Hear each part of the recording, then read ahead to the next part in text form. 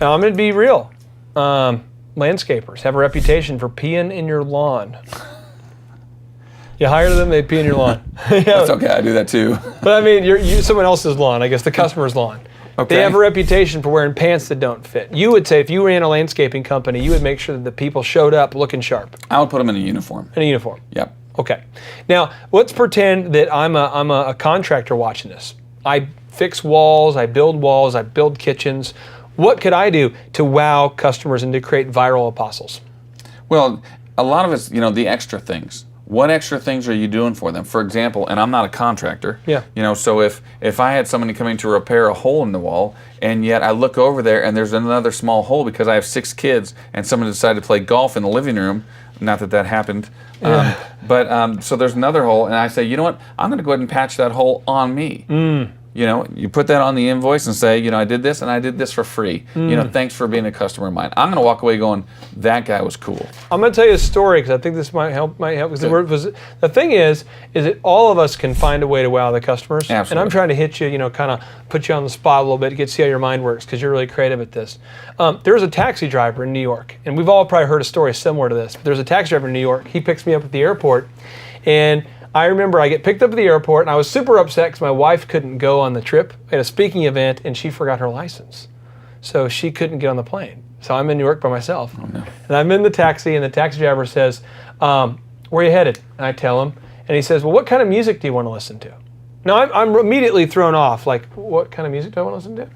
R&B, bro, R&B, like Luther Vandross, something like that, Keith Sweat, give me something like that. And he's like, okay, I can do that. So he puts it on, and I'm going, all right, that's kind of cool. Now, I see on the fare, it says, New York has a standardized fare. Yeah. Basically, all the taxi drivers have to charge. It says, what would you like to drink? And I'm like, what would I like to drink? So I'm saying, well, what are my options? And he says, well, and he passes me back a laminated card that's got Coke, Sprite, water, tea, all these different options. I'm like, orange juice. He's like, okay. Then he's like, well, what are you doing while you're in town? I'm like, well, I have a speaking event up here in northern New York, upstate New York. He says, okay, what kind of things do you like to do? So I'm rattling off some things I like to do. He says, well, let me go ahead, and he gives me the right brochures.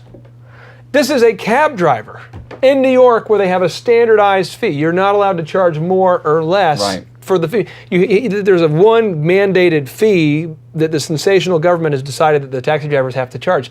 So what am I starting to feel as I'm getting done with this trip? I mean, I've only been in the car with the guy for like 7 minutes, I'm going, says the fare, $15, whatever it was. I mean, internally I'm going, if I'm not a terrible person, I at least have to pay for the beverage and the brochures and I tipped the guy like $30 for like a $15 cab ride.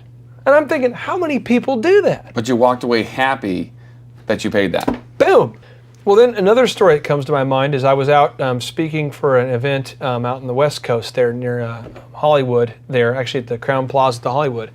And the limo driver that picks me up, I asked him, so what famous people have you picked up over the years? And he says, and he starts listing off all these celebrity singers and actors and all that, and football players. And then he just starts singing, though, while I'm driving. And I'm thinking, this is odd.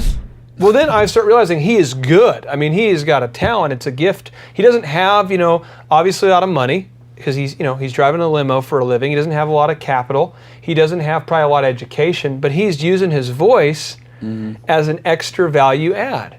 And again, I felt compelled to tip the guy.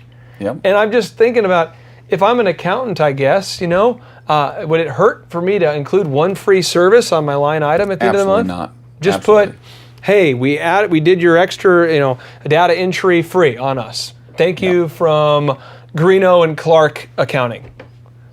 Would it hurt to say, hey, we did a deep dive audit for you, Mr. Greeno, and we found that you missed $800 of deductions? I mean, no, it wouldn't.